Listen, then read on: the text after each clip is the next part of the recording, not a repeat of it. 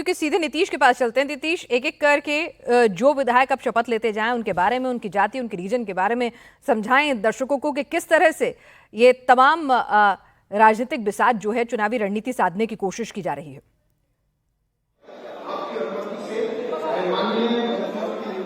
जी हाँ, बिल्कुल। देखिए, जो नाम है आज तय किए गए हैं उनमें यदि आप जातीय समीकरणों के लिहाज से देखें तो पिछड़ी जाति से 3 है, अति पिछड़ी जाति से 2 हैं और 2 सवर्ण हैं।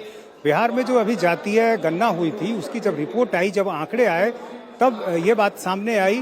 हालांकि ये बात पहले से भी जानी जाती थी कि अति पिछड़ी जातियों की जो संख्या है वो बहुत ज्यादा है। करीब 36% अति पिछड़ी जातियां हैं और 27% पिछड़ी जातियां हैं। तो राजनीति जब बिहार में होगी तो निश्चित रूप से जातीय समीकरणों को ध्यान में रखकर होगी और यही कारण है कि ये जो आंकड़े हैं इनको ध्यान में रखकर प्रतिनिधित्व दिया गया है। और यही कारण है कि आप देखें, इनमें से सिर्फ 2 सवर्ण हैं और बाकी जो 5 विधायक हैं वो पिछड़ी और अति पिछड़ी जातियों से हैं। और चूंकि जो एनडीए का जो बेस वोट आप कहे हैं पिछड़ी और अति पिछड़ी जातियों में, खासतौर से नीतीश कुमार के साथ रहने की वजह से और नरेंद्र मोदी के 2014 में आने के बाद अति पिछड़ी जाति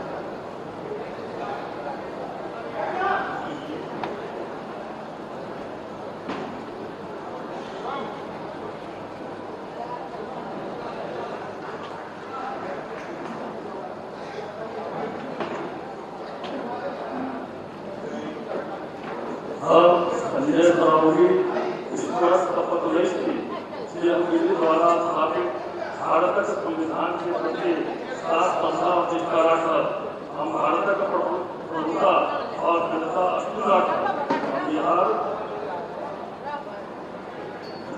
हम बिहार राज्य मंत्री के रूप में अपन कर्तव्य श्रद्धापूर्वक और पूर्ण अंतर्गत से निर्वहन कर तथा हम है सब प्रकार लोक विधान और विभिन्न प्रकार न्याय करब।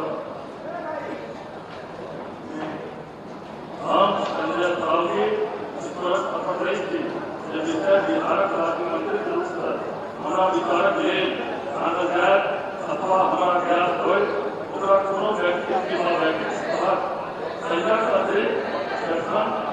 मंत्री के रूप में निर्वाहन हम प्रत्यक्ष अथवा अप्रत्यक्ष रूप से संस्कृति प्रकट नहीं करा।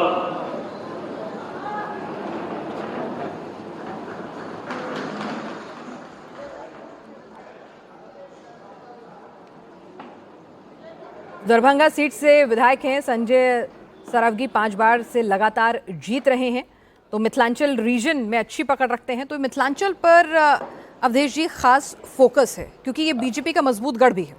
देखिए, और 4 को बता रहे हैं, 3 तो मैं मान लेता हूँ सीतामढ़ी और 2 दरभंगा से है, तो मिथिलांचल वाले के मुजफ्फरपुर का जो साहेबगंज है ना, वो भोजपुर, वहाँ से भोजपुरी शुरू हो जाता है और वो मिथिलांचल से काफ़ी दूर आ जाता है, वो छपरा और बाकी गोपालगंज के निकट हो जाता है, इसलिए उसको मैं मिथिलांचल नहीं मानता हूँ। मैं सुबह से देख रहा हूँ, अखबारों में भी देख रहा हूँ कि मुजफ्फरपुर को मुजफ्फरपुर का पूर्वी भाग तो मिथिलांचल में आता है। पहले सीतामढ़ी भी मुजफ्फरपुर में ही शामिल था, अलग जिला बना है, लेकिन साहेबगंज में, इसलिए 3 मिथिलांचल में मान सकते हैं, 1 मुजफ्फरपुर का है और बाकी तो ये फोकस इसलिए है कि देखिए, अगर आप वहाँ देखेंगे तो मेजर सीट एनडीए ने जीता था वहाँ, उसमें वैशाली भी लोगों ने मिला लिया है कि 60 में से 40 जीते थे, तो एक मेजर सीट जीते हैं। वहाँ संघर्ष भी है और वहाँ कुछ दंगे भी हुए हैं, कुछ और भी बातें हुई है, तो उस क्षेत्र पर फोकस देना बहुत आवश्यक था वहाँ, क्योंकि इस बार भारतीय जनता पार्टी जेडीयू दोनों उस क्षेत्र से इसलिए भी उम्मीद कर रही है कि आरजेडी का भी की जो ताकत है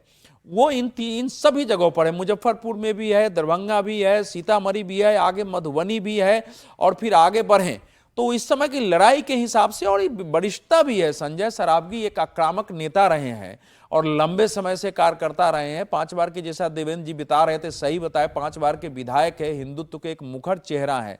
उसी क्षेत्र से बीएसपी के एक विधायक हैं हरिभूषण शर्मा बचौल, वो भी एक मुखर हिंदुत्व के नेता हैं, वो भी बड़े सीनियर थे। उम्मीद थी कि शायद उनको भी मंत्री बनाया जाए, लेकिन वो नहीं बन पाए हैं। आगे शायद नंबर आए, क्योंकि नीतीश जी की थोड़ी उनसे प्रॉब्लम रही। जी,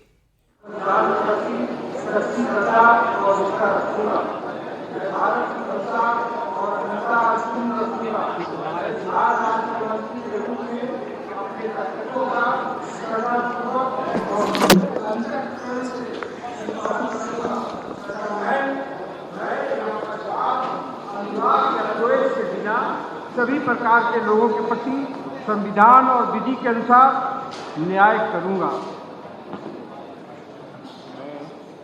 मैं डॉक्टर सुनील कुमार ईश्वर की शपथ लेता हूँ कि जो विषय आज आपके मंत्री के रूप में ये विचार से लाया जाएगा, मुझे ज्ञात होगा, इससे किसी व्यक्ति या व्यक्तियों को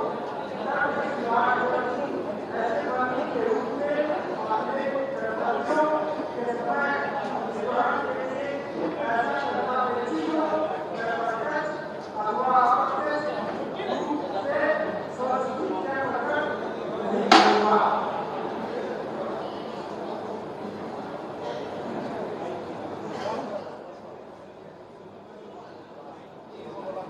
चलिए, तो हमारे साथ लगातार हमारे खास मेहमान जुड़े हुए हैं। हमारे साथ अनंत विजय जी भी आ गए हैं और शुभ्रास्ता भी हमारे साथ इस वक्त राजनीतिक विशेषज्ञ के तौर पर जुड़ चुकी हैं।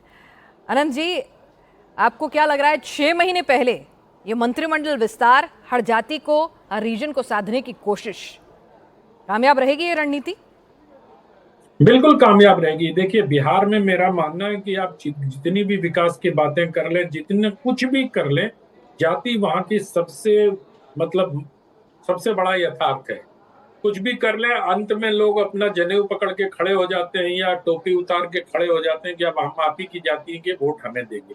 तो जिस प्रकार से हम देख रहे हैं कि यहाँ भूमिहार, राजपूत, कुशवाहा, कोयरी, कुर्मी को मंत्री बनाया जा रहा है, तो ये पूरी तौर पर जातीय समीकरण को साधने का प्रयास है। हाँ, सरावगी जी को उनकी वरिष्ठता के कारण या पार्टी ने उनको पद देने का निर्णय लिया हो इसके कारण, या उनकी छवि होगी उसके कारण उनको मंत्री पद दिया जा रहा है।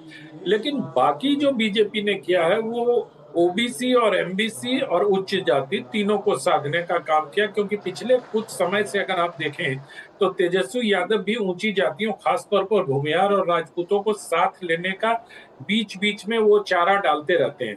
तो मुझे लगता है कि उसकी काट के लिए, और जीवेश बहुत ही युवा और बहुत ही ऊर्जावान विधायक हैं, तो अब अगर वो मंत्री बन रहे हैं तो मुझे लगता है कि क्षेत्र से ज्यादा जाति को साधने का प्रयास किया जा रहा है, क्योंकि भूमिहारों के नाम पर इनके पास कोई इस प्रकार का युवा चेहरा नहीं है। तो इस प्रकार मुझे लगता है कि भारतीय जनता पार्टी ने बहुत सधी हुई चाल चली है, क्योंकि उनको अब हो सकता है कि इस बार बिहार में महाराष्ट्र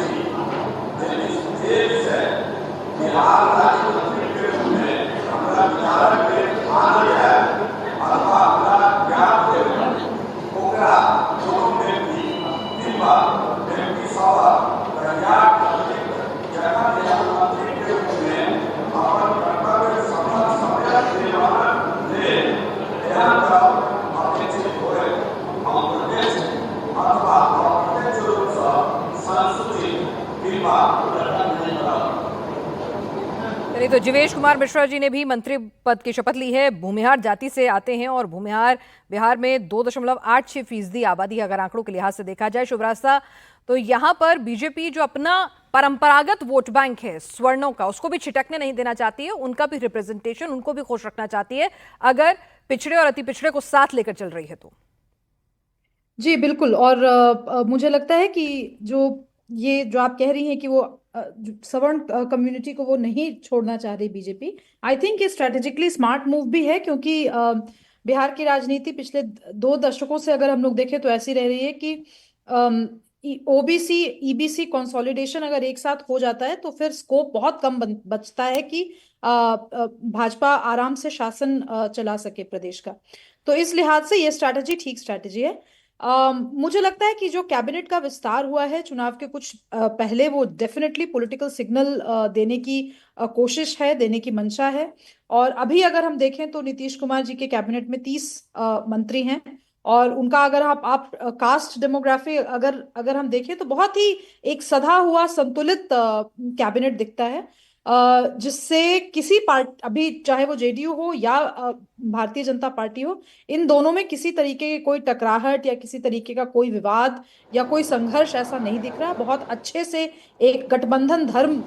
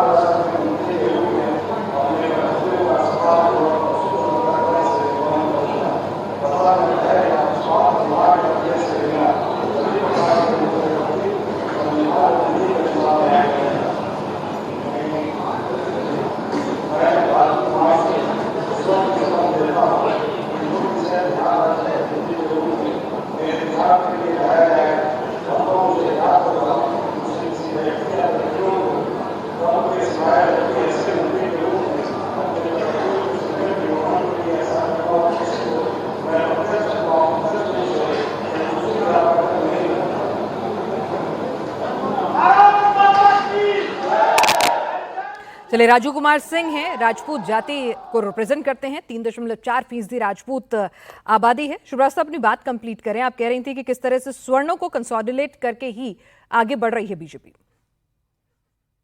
देखिए, मुझे लगता है कि पिनास बीजेपी को पता है कि उनका जो एक छवि है बीजेपी की, सवर्ण पार्टी की छवि, वो अभी भी उस मोल्ड से बाहर नहीं निकल पाए हैं।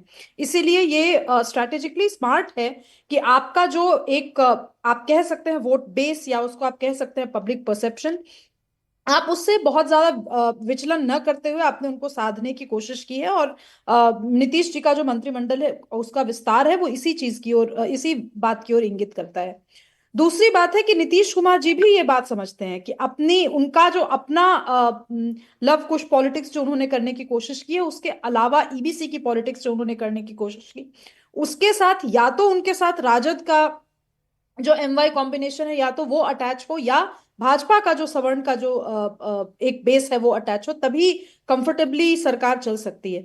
तो अभी जो गठबंधन है बिहार में जेडीयू और बीजेपी के बीच में, उस गठबंधन में जो एक अंतिम गांठ इलेक्शन के श्रीवास्तव, मैं आपको रोक रही हूँ। पड़ने मोतीलाल प्रसाद जी हैं, रीगा विधानसभा क्षेत्र से आते हैं, तेली कम्युनिटी को रिप्रेजेंट करते हैं। 2.81% यहाँ पर उनकी आबादी है बिहार में, इस जाति का रिप्रेजेंटेशन है। तो अब वो यहाँ पर शपथ ले रहे हैं मंत्री पद की।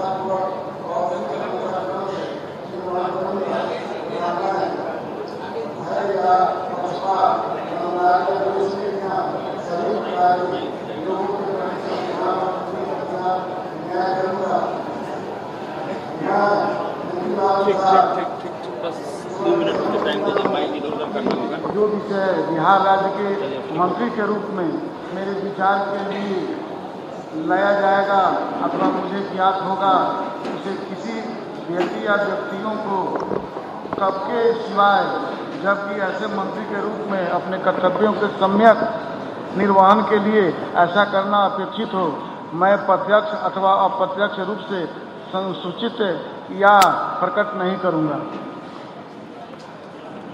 मोतीलाल प्रसाद जी ने यहाँ पर शपथ ली है मंत्री पद की। रीगा, सीतामढ़ी के रीगा विधानसभा क्षेत्र से आते हैं, तेली कम्युनिटी को रिप्रेजेंट कर रहे हैं। अनंत जी हमारे साथ लगातार जुड़े हुए हैं। अनंत जी, यहाँ पर सवर्णों का साथ तो है, लेकिन साथ ही पिछड़ा और अति पिछड़ा वर्ग को भी साधने की कोशिश है। और यहाँ पे बीजेपी का फॉर्मूला ये नजर आ रहा है कि भले ही आपकी नुमाइंदगी 2%, 3%, 1.5% हो, लेकिन हम सबको साधेंगे MY समीकरण की काट बनाने के लिए।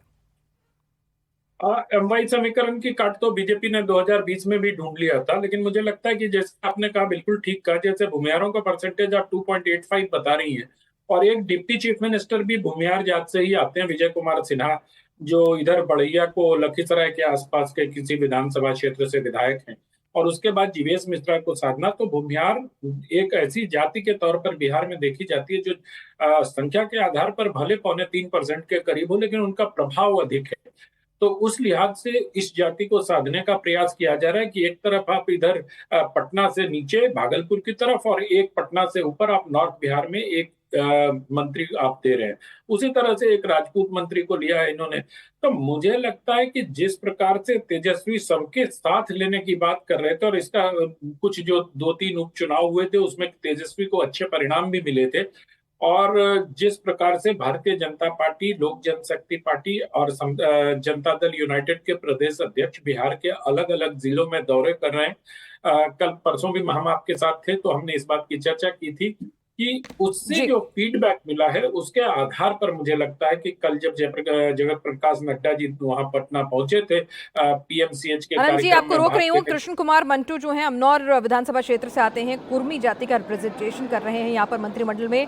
2.87% कुर्मी जाति की वहाँ पर संख्या है बिहार में, और अब वो मंत्री पद की शपथ लेने जा रहे हैं।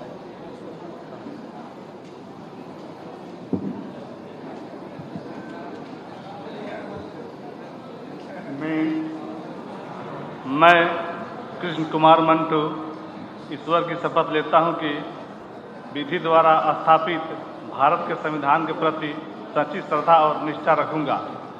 मैं भारत की प्रभुता और अखंडता अक्षुण्ण रखूंगा।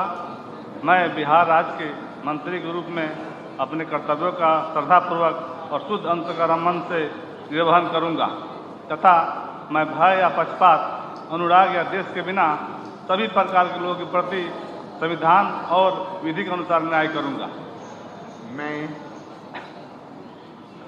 मैं कृष्ण कुमार मंटू ईश्वर की शपथ लेता हूं कि जो विषय बिहार राज्य के मंत्री के रूप में मेरे विचार के लिए लाया जाएगा अथवा मुझे ज्ञात होगा, उसे किसी व्यक्ति या व्यक्तियों को तब के सिवाय, जबकि ऐसे मंत्री के रूप में अपने कर्तव्य और सम्यक निर्वहन के लिए ऐसा करना उचित हो, मैं प्रत्यक्ष अथवा अप्रत्यक्ष रूप से संसूचित या प्रकट नहीं करूंगा।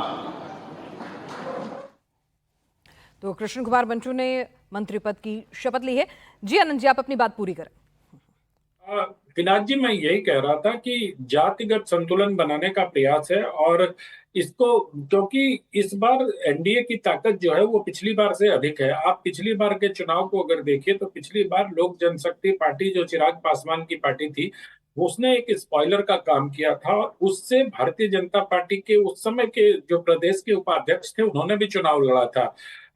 चौरसिया जी भी चुनाव लड़े थे लोक जनशक्ति पार्टी के, और जब बीजेपी के कुछ लोगों से को लोक जनशक्ति पार्टी में टिकट मिलने लगा था और नीतीश कुमार से तनातनी थोड़ी बढ़ने लगी थी, तब भारतीय जनता पार्टी ने ये घोषणा की थी कि हमारे गठबंधन में 4 ही दल हैं, और विकासशील इंसाफ पार्टी, मांझी की पार्टी, भारतीय जनता पार्टी और JDU। इसके पहले चिराग पासवान अलग होकर लड़ रहे थे, इस बार चिराग पासवान साथ होकर लड़ रहे हैं। तो मुझे लगता है कि अगर चिराग पासवान के तमाम वोट के परसेंटेज को मिला लिया जाए और ऊंची जातियों को जिस प्रकार से साधने का प्रयास किया जा रहा है, उसमें एक फैक्टर प्रशांत किशोर का भी है। प्रशांत किशोर हालांकि जाति पाति की बात नहीं करते हैं, पर बिहार की जनता के मन से जाति को निकालना बहुत मुश्किल है। वहां की राजनीति का आधार ही जाति है। आप कुछ भी कर लो, कितने भी विकास पहुंचा लो, कितने भी पैसे बांट लो, कुछ भी कर लो, अंततः लोग जाति देखकर ही वोट देते हैं। तो ये जो प्रशांत किशोर वाला फैक्टर है उसको भी न्यूट्रलाइज करना एनडीए के लिए आवश्यक था, क्योंकि वो पांडे हैं, और इस प्रकार से वो जो भी वोट उनको मिलते दिख रहे हैं वो ऊंची जाति के जो दबदबे वाले क्षेत्र हैं उसी इलाके में लोग। ठीक है सर, मैं आपको रोक रही हूँ। यहाँ पर विजय कुमार मंडल हैं, सिकटी विधानसभा क्षेत्र से आते हैं, मल्ला जाति का रिप्रेजेंटेशन कर रहे हैं। 2.60% मल्ला जाति का रिप्रेजेंटेशन है बिहार। भारत के संविधान के प्रति सच्ची श्रद्धा और निष्ठा रखूंगा। मैं भारत की प्रभुता और अखंडता अक्षुण्ण रखूंगा। मैं बिहार राज्य के मंत्री के रूप में अपने कर्तव्यों का श्रद्धापूर्वक और शुद्ध अंतःकरण से निर्वहन करूंगा तथा मैं भय या पक्षपात, अनुराग या द्वेष के बिना सभी प्रकार के लोगों के प्रति संविधान और विधि के अनुसार न्याय करूंगा।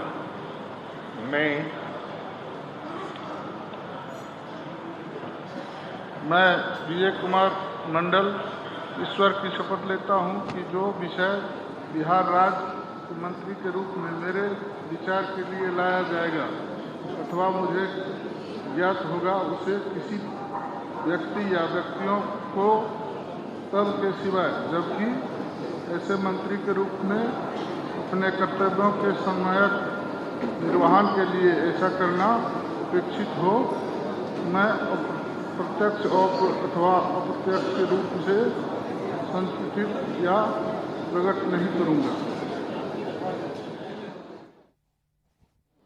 चलिए, तो यहाँ पर विजय कुमार मंडल मंत्री पद की शपथ लेते हुए। अवधेश जी, देखिए, ये चर्चा चल रही है कि निश्चित रूप से जातीय समीकरण साधा है और वो साधते भी हैं, और अगर उप मुख्यमंत्री वो भी एक पिछड़े और एक सवर्ण से हैं, जिसको भूमिहार हैं, वो कोयरी जाति से आते हैं, तो ये सब निश्चित रूप से बिहार में। लेकिन मैं एक दूसरी बात, देखिए, बिहार में 2015 से हम देख रहे हैं कि फिर एक जातीय समीकरण की ओर बिहार टर्न हुआ है। मैं 2005 के अक्टूबर नवंबर के चुनाव में बिहार में था, 2010 के चुनाव में था और 2014 के चुनाव में था। 2010 के चुनाव में जो लालू जी के समीकरण की यादव जातियां थी, वो भी निकलकर सुशासन के नाम पर नीतीश कुमार जी को वोट देने जा रही थी। मैं यादवों के गांव में जाता था और जब मैं वहां से बोलता था कि नीतीश कुमार के नाम पर ये लहर है और 1977 का परिणाम आ गया, तो कई लोग स्वीकार नहीं करते थे। लेकिन नीतीश जी चूंकि 2013 में छोड़ के गए हैं, उसके बाद फिर उन्होंने लालू जी से गठबंधन किया है, उस समय से फिर एक नए सिरे से जातीय समीकरण खड़ा हुआ है ना। तो 2010 और 2005 का दूसरा चुनाव और 2014 में बिहार जातीय सीमाओं से काफी हद तक बाहर निकला था। नेताओं ने फिर वहां ला दिया, और नीतीश जी ने अपने लिए क्या किया, तो दलितों में महादलित, पिछड़ों में भी उनको अलग से कैटेगरी बनाओ, ये सारा उन्होंने अपनी ओर से किया। जैसे शिवरास्ता जी बोल रही है, लवकुश की राजनीति जो उनकी, और उनकी ही जाति है कुर्मी, जिसको पिछले समीकरण में 2.86% बता दिया गया। जो भूमिहार की और कुर्मी की जाति लगभग एक ही, ये कागज पर बनाए गए जातीय समीकरण है। मैं बिल्कुल इसको जिम्मेवारी से कह रहा हूं। तो ये इस समय का चुनाव जो है वो निश्चित रूप से बिहार में जातीय समीकरण का है। लेकिन जिस प्रकार से अयोध्या के श्री राम लला के प्राण प्रतिष्ठा में बिहार में हर जाति के लोग निकल के आ रहे थे और जा रहे थे, जिस ढंग से महाकुंभ में आए हैं, अब उसमें ये मैं मान कर चलूं कि बिहार में भी 100% जातीय आधार पर ही वोटिंग होगी, तो मैं समझता हूं। तो आपको लगता है कि वो एक है तो सेफ नहीं, है? ये करना आवश्यक है कि जहां जाति का सवाल उठेगा ना, वहां आप दिखा सकते हैं कि देखो हमने सवर्ण से भी दिया है। सभी जातियों का होना भी चाहिए, समाज में सभी जातियों का रिप्रेजेंटेशन होना चाहिए। कोशिश है कि भाई ठीक है, हिंदुत्व का नारा तो है, लेकिन बिहार से जाति नहीं जाती है, तो इसीलिए एक है तो सेफ है कि तर्ज पर ही सब कुछ काम होगा। पिनाज जी, देखिए, जिस तरीके से भारत के अन्य प्रदेशों में, स्पेसिफिकली उत्तर प्रदेश में हिंदुत्व की राजनीति चल जाती है, उस तरीके की हिंदुत्व की राजनीति बिहार में नहीं चल सकती। इतिहास इसका गवाह रहा है, और हमने ये एक्सपेरिमेंट कई बार करके वहां पर अलग अलग रूपों में भारतीय जनता पार्टी ने देखा है। वो सफलता उनको केवल हिंदुत्व पे नहीं मिलेगी।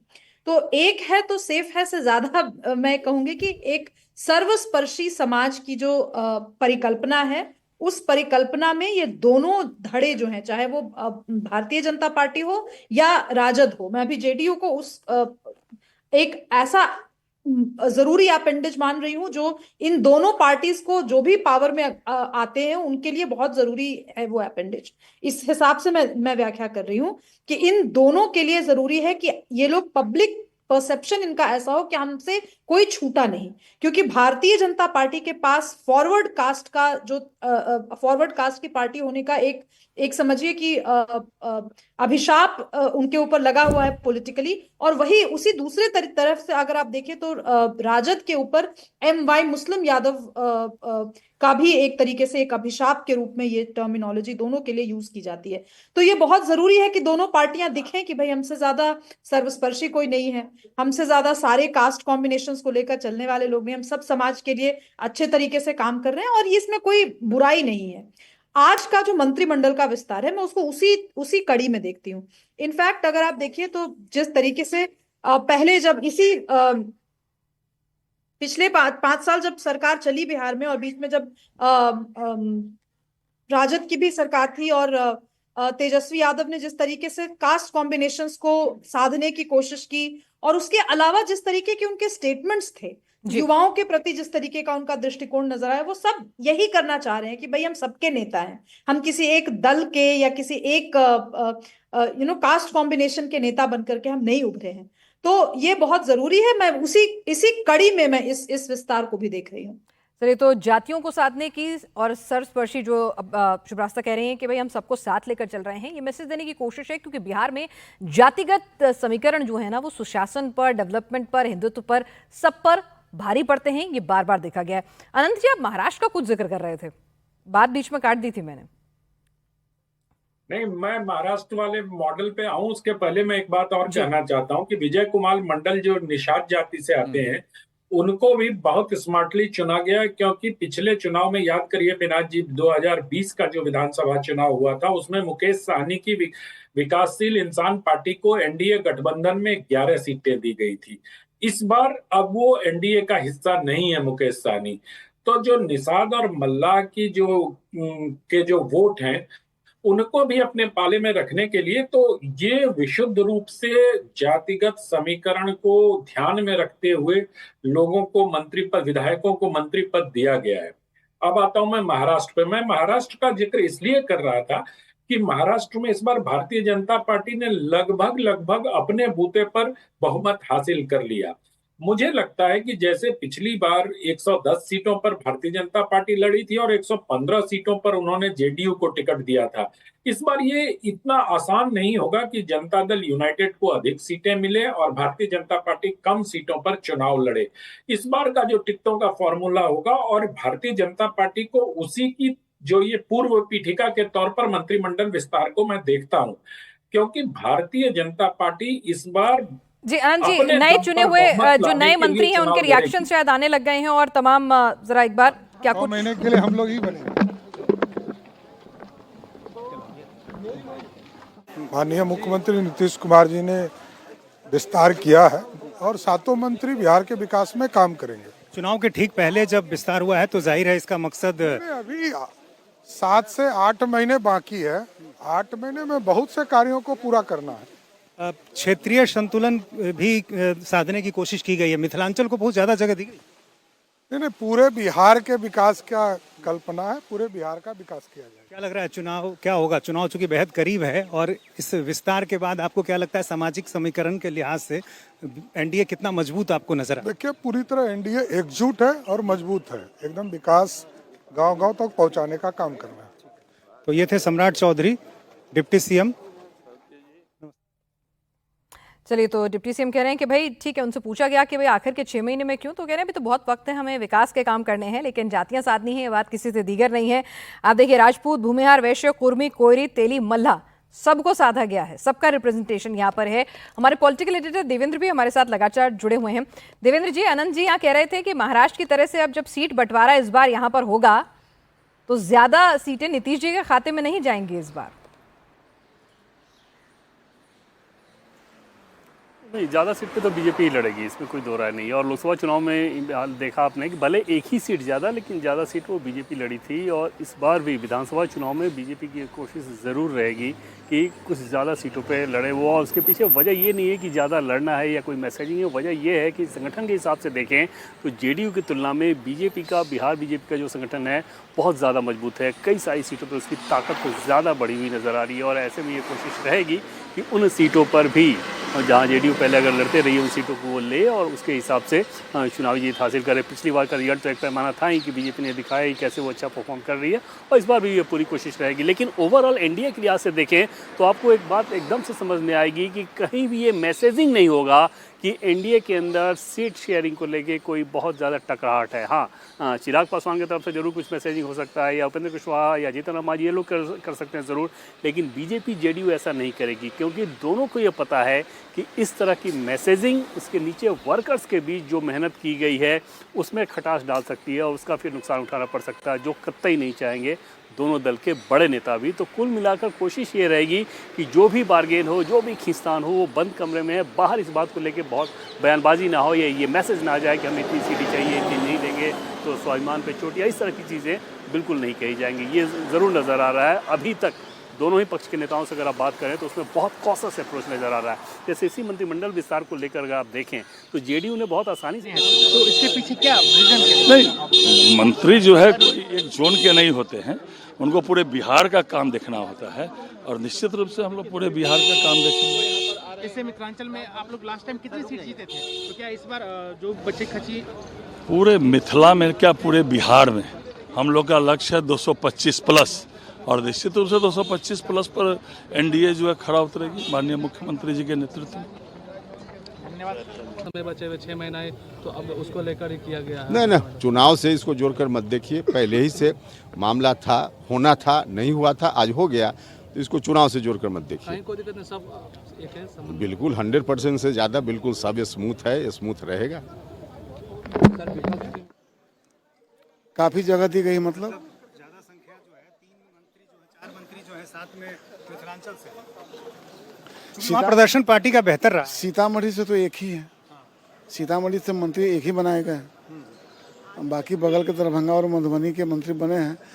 सबकी अलग अलग परिस्थितियां हैं, सामाजिक स्थिति है, उस हिसाब से मंत्रिमंडल में लोगों को लाया गया है वहाँ के हिसाब से। जातीय समीकरणों को ध्यान में रखकर और क्षेत्रीय समीकरण को ध्यान में रखकर ये मंत्रिमंडल विस्तार चुनाव के ठीक पहले किया गया।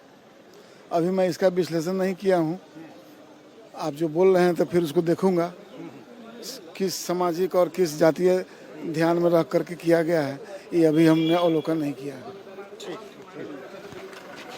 एक और क्योंकि अभी विधानसभा में आप लगातार सवाल उठा रहे थे और अब आपको जवाब देना पड़ेगा। जब जैसा दायित्व मिलता है उस दायित्व के लिए मैंने मंत्री पद की शपथ ली है।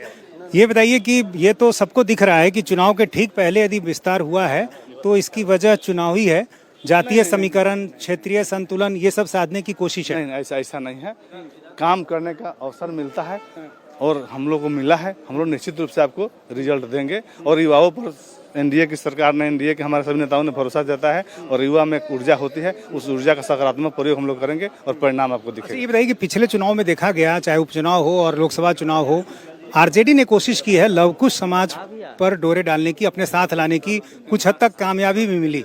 आपको क्या लगता है कि आपका चयन इस वजह से हुआ? नहीं, हमारे नेता नरेंद्र मोदी जी हैं, नीतीश कुमार जी हैं और डबल इंजन की सरकार है, दोनों जगह हमारी सरकार है, उसके लिए सबको साथ लेकर चलना है, इसलिए सबको साथ लेकर चला गया है और ये हमारे रेसिपी में सबका साथ, सबका विकास, सबका विश्वास, जिसके तहत सबको साथ लेकर चला गया है और उसमें युवाओं को मौका मिला है। हम आपके माध्यम सारे युवाओं को बधाई देना चाहते हैं, धन्यवाद देना चाहते हैं। युवा एक अच्छा, नीतीश कुमार तो लवकुश समाज के सबसे बड़े नेता माने जाते हैं, आपके साथ हैं ही, तो क्या बीजेपी भी समानांतर कोशिश कर रही है? में के नेता बताना यह उनका अपमान होगा। नीतीश कुमार बिहार के नेता हैं और जन जन के नेता है, कन कन के नेता है, पूरे बिहार के नेता नीतीश कुमार जी हैं, कोई जाति के नीतीश कुमार जी नहीं। नीतीश कुमार के बाद लवकुश किधर जाएगा?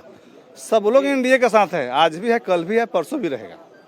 हाँ, हमारा नेचुरल है एनडीए, हम एनडीए के से पले बढ़े हैं, एनडीए हमारा जीन में है, हम एनडीए के साथ रहेंगे। और उस राज्य की विपक्ष की जो बात कर रहे हैं, वहाँ हम लोग खेत जोतने वाले लवकुश समाज के लोग हैं, हम लोग कोयरी कुर्मी समाज खेत बोने वाले हैं और वो फसल काटने वाले हैं। तो फसल बोने वाला, फसल लगाने वाला, फसल काटने वाला साथ कैसे रह सकता है? अच्छा, राजद वाले फसल काटने वाले हैं और हम लोग फसल लगाने वाले हैं, तो दोनों साथ लूटने वाले, मतलब फसल को लूट लेते हैं, काट लेते हैं, ये कहने का मतलब हम लोग फसल उगाने वाले हैं, तो दोनों के साथ कैसे रहेंगे? संभावना ही नहीं है। हमेशा हम लोग एनडीए के साथ। चलिए, तो आप हमारे साथ लगातार देख रहे हैं कि अब बिहार में मंत्रिमंडल विस्तार जो हुआ है, किस तरह से कास्ट कॉम्बिनेशन को वहां पर साधा गया और मिथिलांचल पर खास फोकस किया गया है।